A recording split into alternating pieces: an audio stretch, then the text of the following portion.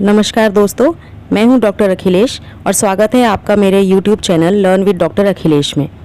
आज हम बात करेंगे सीटेट के एग्ज़ाम पैटर्न के बारे में। तो जैसा कि आप सभी जानते हैं कि सीटेट की जो फुल फॉर्म है वो है सेंट्रल टीचर एलिजिबिलिटी टेस्ट, और इसके लिए जो रिक्वायर्ड एज है वो है मिनिमम 18 ईयर्स। और एक अच्छी बात यह है कि इसमें कोई भी रिस्ट्रिक्शन नहीं है, आप कितने भी अटेम्प्ट ले सकते हैं। और दूसरी अच्छी बात यह है कि इसमें कोई भी नेगेटिव मार्किंग नहीं है। सीटेट में 2 लेवल हैं, लेवल 1 और लेवल 2। लेवल 1 जिसे हम पेपर 1 के नाम से भी जानते हैं और लेवल 2 को पेपर 2 भी कहते हैं। पेपर 1 जो है उसमें जो एकेडमिक एलिजिबिलिटी चाहिए, जो लोग पेपर 1 दे सकते हैं उन्हें 12th कम से कम किया होना चाहिए 50% मार्क्स के साथ। इसके साथ ही उनको एक टीचिंग डिप्लोमा भी किया होना चाहिए, वो DLED हो सकता है या फिर BLED भी हो सकता है। इसी तरह पेपर 1 जो है, जो भी लोग इसे क्वालिफाई करते हैं वो एलिजिबल हो जाते हैं क्लास 1 से लेके क्लास 5 तक को पढ़ाने के लिए। और पेपर 2 जो है वो क्वालिफाई अगर आप करते हैं तो आप क्लास 6 से लेके 8 तक की क्लासेस को पढ़ा सकते हैं। और पेपर 2 की जो एलिजिबिलिटी है जिसके साथ आप इस पेपर को दे सकते हैं वो है ग्रेजुएशन।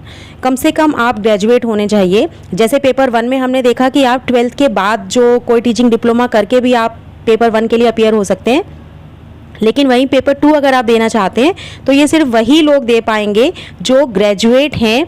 किसी भी स्ट्रीम में ग्रेजुएट हो सकते हैं, आप BA हो सकते हैं, BCom हो सकते हैं, BSc हो सकते हैं, और उसके साथ आपके पास एक B.Ed की डिग्री होनी चाहिए। मतलब आपका कोई भी टीचिंग का डिप्लोमा होना चाहिए।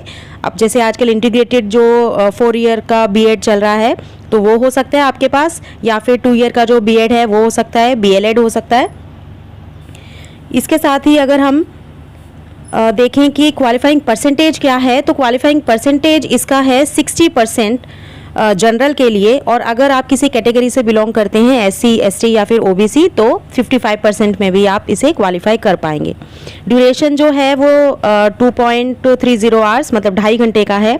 और जैसा कि आप सभी जानते हैं कि इस बार ये जो सीटेट का एग्ज़ाम है ये कंप्यूटर बेस्ड मोड में होने वाला है, मतलब ये कंप्यूटर पे होगा, तो फिर भी आपका जो टाइम ड्यूरेशन है वो सेम ही रहने वाला है। और जो इसके फॉर्म अभी निकलेंगे वो उसका जो अमाउंट रहेगा वो जनरल के लिए 1000 रुपये रहने वाला है अगर आप पेपर 1 में या फिर पेपर 2 किसी भी एक पेपर में अपीयर होना चाहते हैं।